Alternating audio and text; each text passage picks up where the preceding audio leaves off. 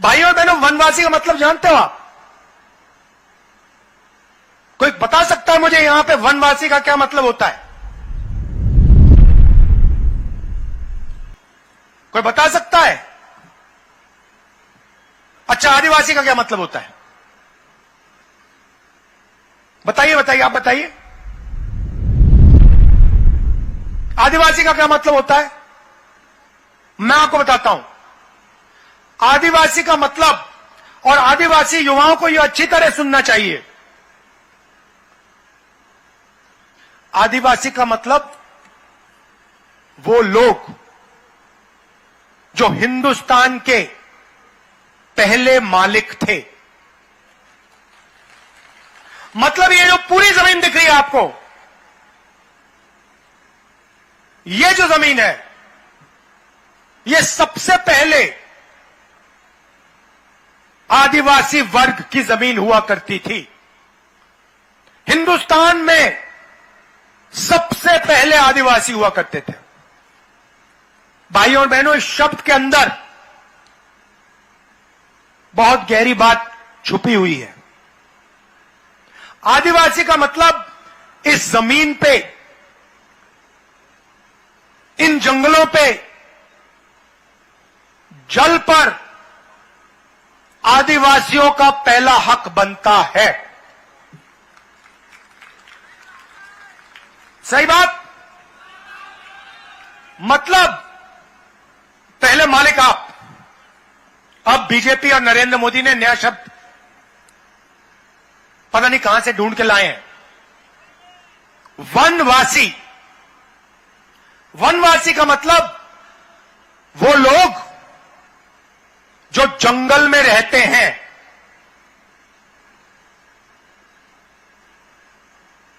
आपने वीडियो देखा होगा, मध्य प्रदेश वाला देखा आपने, जिसमें बीजेपी के नेता आदिवासी युवा पर पेशाब कर रहा है। आपने देखा है? देखा ना? उस वीडियो को बीजेपी के लोगों ने वायरल किया। वो वीडियो दिल्ली तक पहुंच गया था, मैंने देखा उसको। भाइयों और बहनों, आपने किसी बीजेपी के नेता को जानवर पर पेशाब करते हुए देखा है? मैंने तो कभी नहीं देखा। मगर आदिवासी पे बीजेपी के नेता को पेशाब करते हुए मैंने देखा है। ये लोग इनके दिमाग में बात यह है, ये सोचते हैं कि आपकी जगह जंगल के अंदर है और आपको जंगल से बाहर नहीं निकलना चाहिए। और फिर 24 घंटा ये आपके जंगल को उठा के अदानी को देते हैं। 20 साल में जंगल खत्म हो जाएगा, आपको कहेंगे भैया आप तो जंगल के हो, आपकी तो कोई जगह ही नहीं रही, चलो आओ शहरों में भीख मांगो। हमने छत्तीसगढ़ में अंग्रेजी स्कूलों का जाल बिछा दिया है। क्यों बिछाया? हम कहते हैं आदिवासी युवाओं को, ओबीसी युवाओं को, दलितों को अंग्रेजी सीखनी चाहिए, हिंदी सीखनी चाहिए और छत्तीसगढ़ी सीखनी चाहिए। अब आप पूछोगे भैया 3 भाषा क्यों? एक भाषा से हमारा काम हो जाएगा? नहीं भाइयों और बहनों, पहली भाषा छत्तीसगढ़ी। छत्तीसगढ़ में आपको व्यापार करना हो,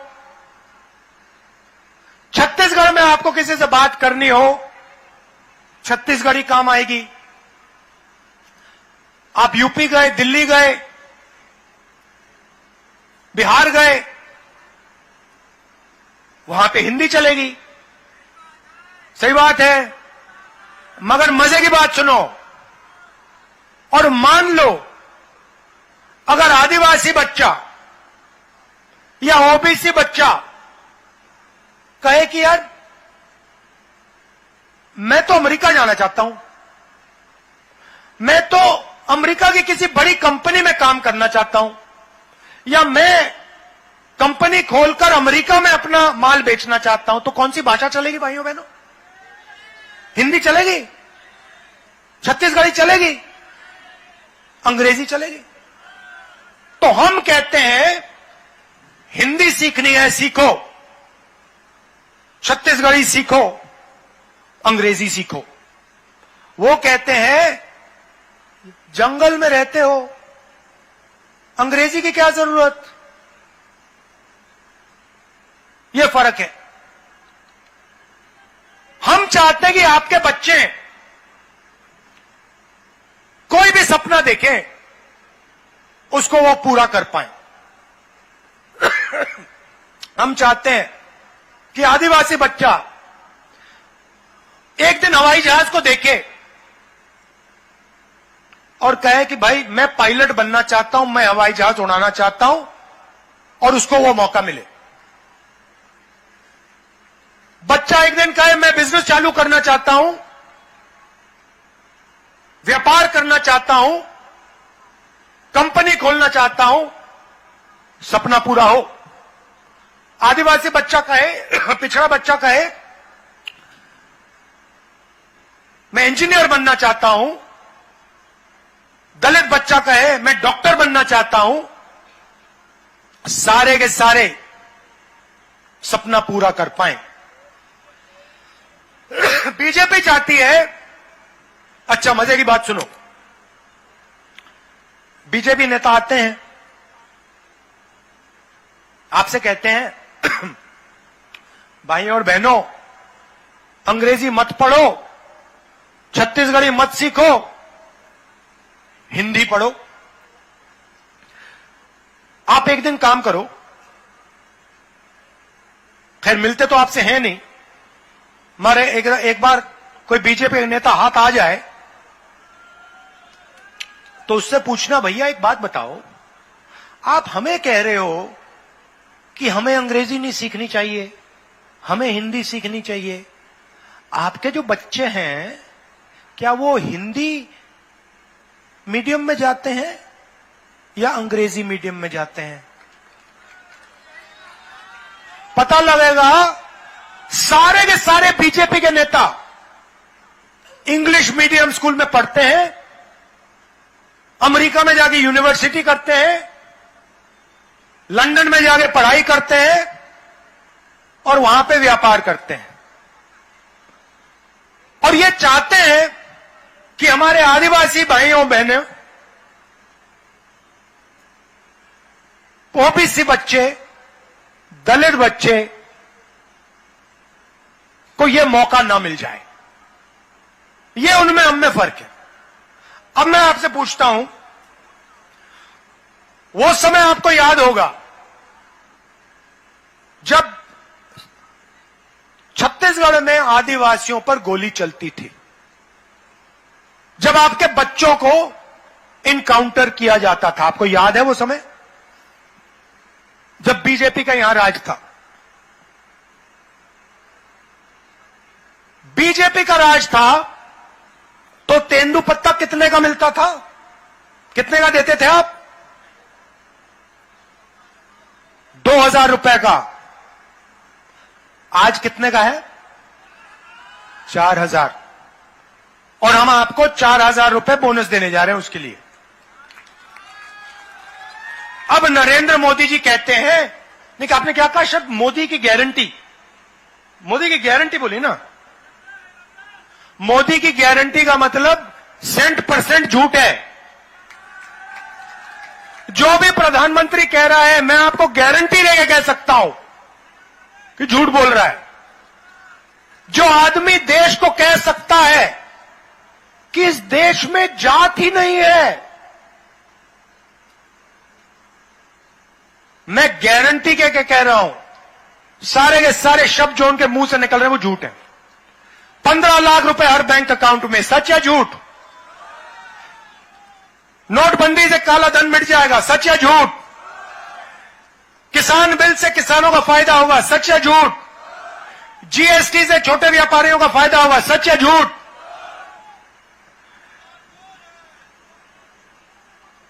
किसानों को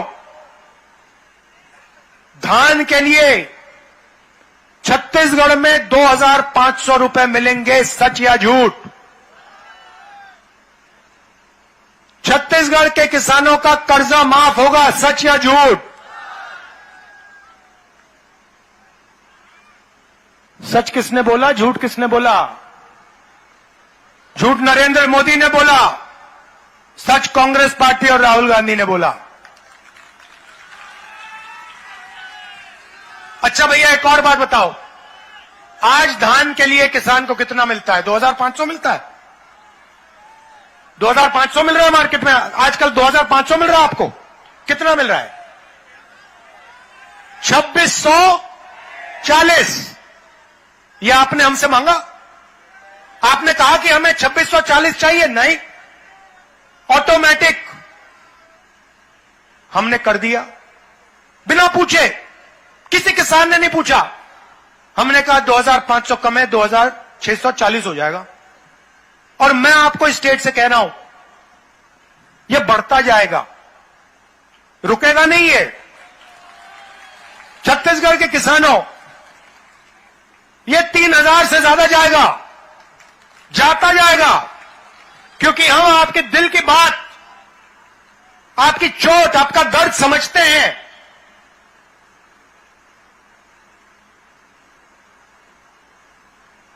इसलिए यह बढ़ता जाएगा।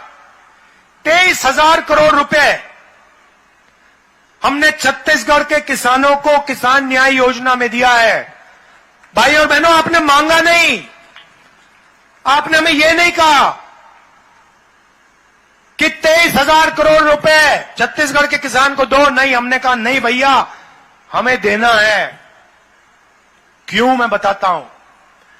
हम जानते हैं, जब हम छत्तीसगढ़ के किसान के जेब में 2,500 रुपए डालते हैं, तो छत्तीसगढ़ का किसान उस पैसे को गांव में खर्च करता है।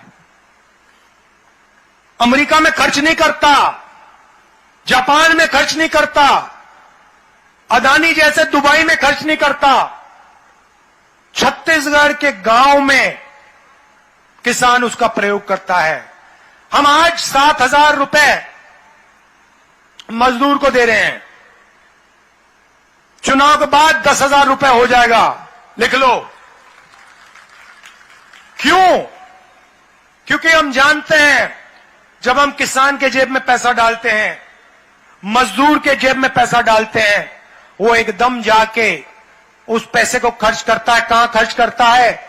शहरों के छोटे छोटे कस्बों में, गांव की छोटी सी दुकानों में। पैसा सीधा छोटे दुकानदार के पास जाता है और गांव की और छोटे शहरों की अर्थव्यवस्था चालू हो जाती है, सबको फायदा होता है।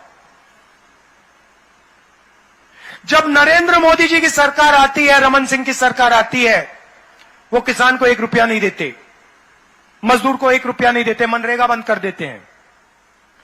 वो कॉन्ट्रैक्टर्स को, अरबपतियों को पैसा देते हैं, अदानी जी को पैसा देते हैं।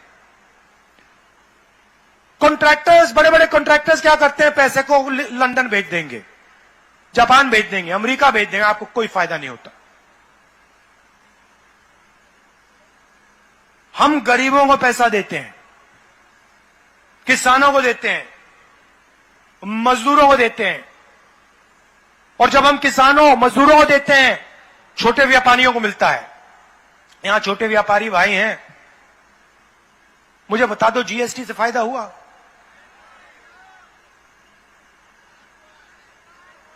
नहीं हुआ। किसका हुआ फायदा? अदानी का। अदानी का फायदा हुआ। आदिवासियों से हमने वायदा किया था, आपसे बिना पूछे, आपकी ग्राम सभा से बिना पूछे आपकी जमीन नहीं ली जा सकती। ट्राइबल बिल, पैसा कानून, इसमें लिखा था कि भैया कोई भी हो, अदानी हो, कोई और हो, हमें कोई फर्क नहीं पड़ता। अगर आदिवासियों से जमीन लेनी है, वो आदिवासी हैं, हिंदुस्तान के पहले मालिक हैं, अगर उनसे जमीन लेनी है, दलितों से, पिछड़ों से जमीन लेनी है, तो जाके ग्राम सभा से पहले पूछिए। नरेंद्र मोदी जी कहते हैं नहीं, कोई जरूरत नहीं है। पैसा कानून रद्द कर दिया, आदिवासी बिल रद्द कर दिया, जमीन अधिग्रहण बिल रद्द कर दिया। कहते हैं अगर हमें चाहिए जमीन उठा के ले जाएंगे। छत्तीसगढ़ में बिना पूछे जमीन नहीं ली जा सकती, कर्नाटक में बिना पूछे जमीन नहीं ली जा सकती, राजस्थान में नहीं ली जा सकती, हिमाचल में नहीं ली जा सकती। क्यों? क्योंकि कांग्रेस पार्टी की सरकार है।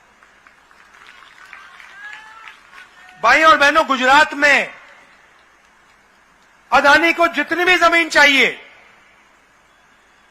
जितनी भी जमीन, लाखों एकड़ जमीन चाहिए, लाखों एकड़ लो, कोई ग्राम सभा से पूछने की जरूरत नहीं। वहां पे उन्होंने मूर्ति बनाई, सारे आदिवासियों से बिना कोई कॉम्पनसेशन, बिना कुछ पूछे जमीन उठा के ले गए। अदानी जी को पकड़ा दी, स्टैचू बनाने में लगा दी। स्टैचू बनाओ, जरूर बनाओ, मगर जो आदिवासियों का हक है, जो उनकी जमीन है, उसका कॉम्पनसेशन उनको दो, उनसे पूछ के जमीन लो। ये उनकी सोच में, हमारी सोच में फर्क है। अब देखिए, आखिरी बात मैं आपसे कहना चाहता हूं, यहां पे नंद कुमार पटेल जी के बेटे चुनाव लड़ रहे हैं। इधर आओ, देखो। अब मैं आपको एक चीज बताना चाहता हूं, और ये बात आप अच्छी तरह सुनो और समझो।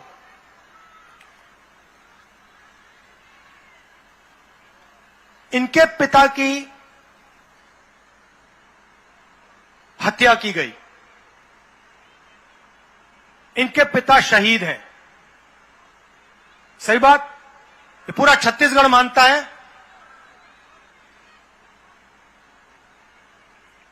अगर इनके पिता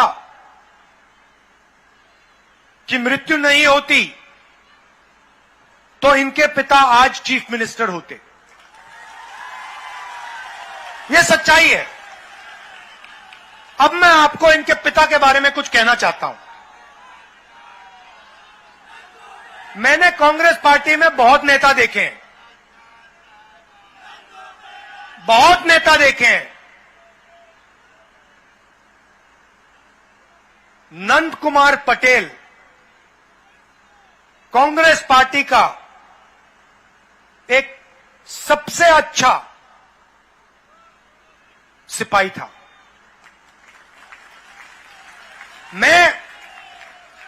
मेरा उनसे परिचय कैसे हुआ मैं आपको बताना चाहता हूं। बैठो, मैं आपको बताना चाहता हूं। जब भी मुझसे कोई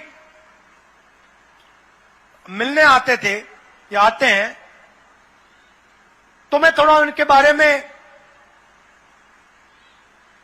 थोड़ा सा इंफॉर्मेशन ले लेता हूं, रिपोर्ट लिखवा लेता हूं, पता लगाता हूं ये है कौन। और अगर मुझे वो व्यक्ति अच्छे लगे तो मैं थोड़ा और चेक कराता हूं। तो जब नंद कुमार पटेल जी मुझसे मिले पहली बार, मुझे उनमें गहराई दिखी। तो मैंने अपने ऑफिस के लोगों से कहा कि देखो, एक काम करो, नंद कुमार पटेल के बारे में उनकी थोड़ी हिस्ट्री जो है, कांग्रेस में कैसे आए, क्या क्या काम किया, विचारधारा के लिए लड़ते हैं, यह पता लगा के मुझे बताओ। उन्होंने रिपोर्ट लिखी। रिपोर्ट में क्या लिखा था मैं आपको बताना चाह रहा हूं। रिपोर्ट में लिखा था कि एक बार चुनाव में 40-50 साल पहले मध्य प्रदेश में, उस समय मध्य प्रदेश था, मध्य प्रदेश में कांग्रेस पार्टी बहुत बुरी तरह चुनाव हारी। और जब सारे के सारे एमएलए, बहुत सारे एमएलए, बहुत बड़े नेता हार गए,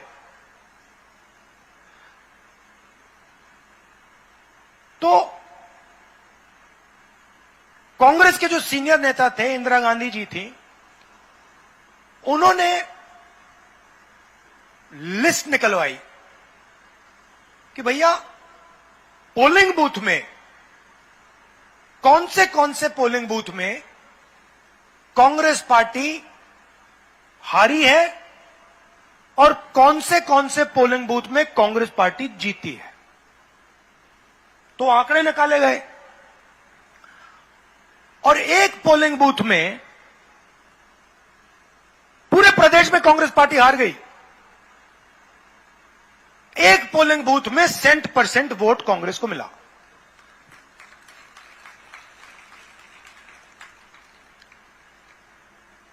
फिर इंदिरा गांधी जी ने कहा भैया ये कौन सा बूथ है ये, और ये कौन है जिसने इस चुनाव में, जहां सारे के सारे सीनियर नेता हार गए, ये कौन है जिसने अपने गांव में कांग्रेस पार्टी को 100 में से 100 वोट दिलवा दिए। सुनो, तो फिर दिल्ली से एक आदमी आता है, नंद कुमार पटेल के गांव में जाता है, बिना नंद कुमार पटेल को बताए, और कहता है कि भैया यहां पे तुम लोगों ने कांग्रेस को वोट दिया, सारे के सारे लोगों ने कांग्रेस को वोट कैसे दे दिया। तो लोग वहां कहते हैं देखिए यहां पे तो हम सिर्फ कांग्रेस वालों को गांव के अंदर आने देते हैं और कोई आ ही नहीं सकता यहां पे। तो व्यक्ति ने कहा मतलब ये कैसे हो रहा है, और उन्होंने कहा कि हमारा यहां पे एक युवा नेता है, कांग्रेस का नेता है, सारा का सारा गांव उसके साथ कांग्रेस पार्टी को वोट देता है। नंद कुमार पटेल 3 बार प्रधान बने। सही बात भाइयों और बहनों, आप जानते हो कि लोकसभा का चुनाव 3 बार जीतना आसान होता है, विधानसभा का चुनाव 3 बार जीतना आसान होता है, मगर प्रधानी का चुनाव 3 बार जीतना मुश्किल होता है। कितनी बार एमएलए का चुनाव लड़े वो, कितनी बार जीते?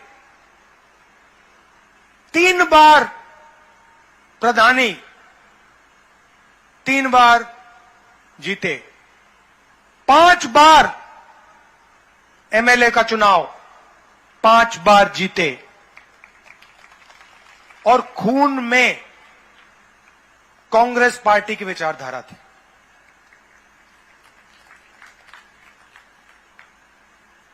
किसी न किसी दिन उनके हथियारों को मैं पकड़ के आपके सामने खड़ा कर दूंगा।